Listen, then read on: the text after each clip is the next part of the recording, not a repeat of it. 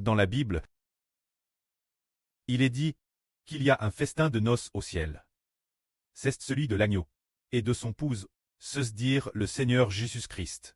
Et le festin de noces des 144 épouses, ce festin de noces est immense. Depuis la fondation du monde, Dieu l'avait déjà prédestiné.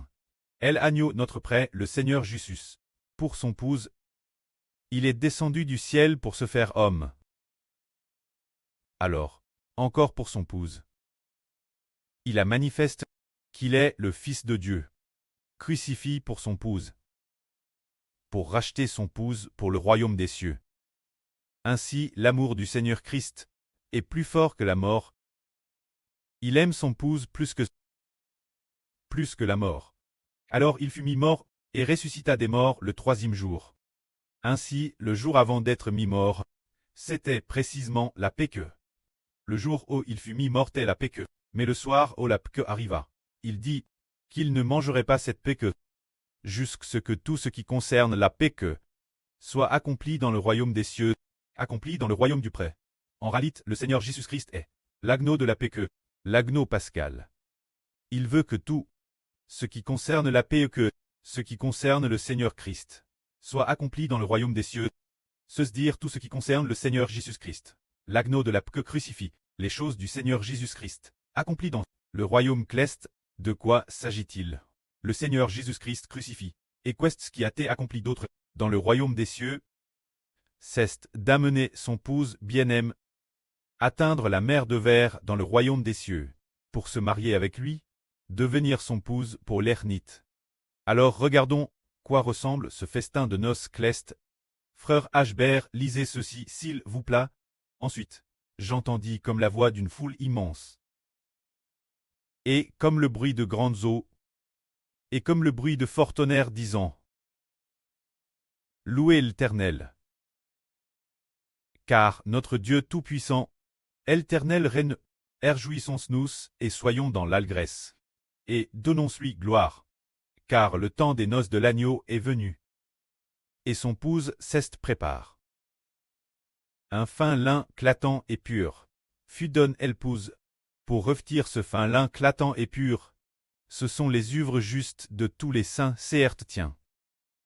C'est ainsi que une voix forte dans le ciel dit: Louez Jéhovah, car notre Dieu Tout-Puissant, l'Éternel règne, réjouissons-nous et soyons dans l'allégresse, et donnons-lui gloire. Pourquoi? Puisque notre précleste règne, devons-nous nous réjouir et être dans l'allégresse, parce que le précleste règne, nous serons certainement dans l'allégresse. Oh, Satan règne, nous avons connu la souffrance, notre pré-règne. Alors, nous, ses enfants, recevons la gloire.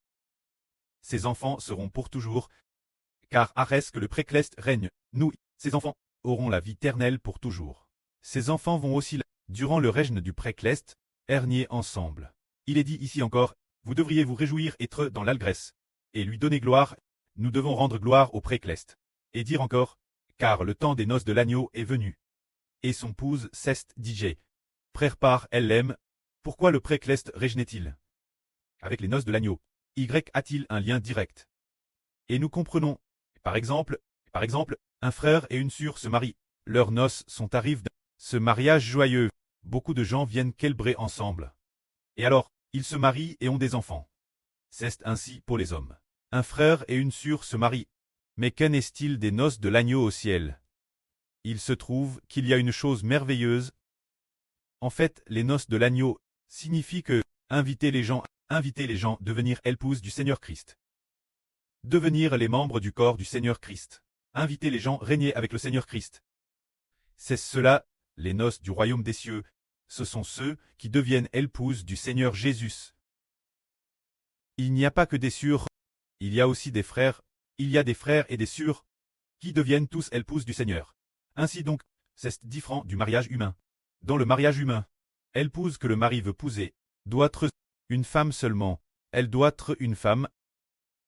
Mais l'épouse du Seigneur comprend des frères et des sœurs, devenant épouse du Seigneur. En fait, les noces de l'agneau consistent à inviter les gens au royaume des cieux, pour régner avec le Seigneur, devenir ensemble épouse spirituelle du Seigneur Christ, devenir les membres spirituels du corps du Seigneur Christ.